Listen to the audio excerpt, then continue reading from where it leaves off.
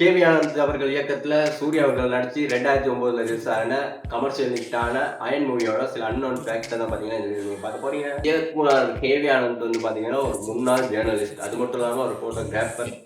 So அவர் பாத்தீங்கன்னா இந்த படம் எழுதுறதுக்கு முன்னாடியே பாத்தீங்கன்னா உண்மையான ரியல் கடத்தல்காரர்கள் மற்றும் இல்லாம ரியல் கஸ்டம் ஆஃபீஸர் கிட்ட போய் பார்த்தீங்கன்னா இதை பற்றி கேட்டு விசாரித்தா ரியல் கடத்தல்காரங்களுக்கு நீங்கள் எப்படி கொள்ளையடிக்கிறதுலாம் சிஸ்டம்லாம் கேட்டு இந்த டைமண்ட் சீன் ஒன்று வரும் இல்லையா பார்த்தீங்கன்னா இதெல்லாம் பார்த்தீங்கன்னா அந்த கடத்தல்காரங்கிட்ட கேட்டு இப்படி இதெல்லாம் செய்வாங்க கேட்டு தான் பார்த்தீங்கன்னா ரியலாகவே அந்த சீன் அப்படி செஞ்சு வச்சுருக்காப்புல.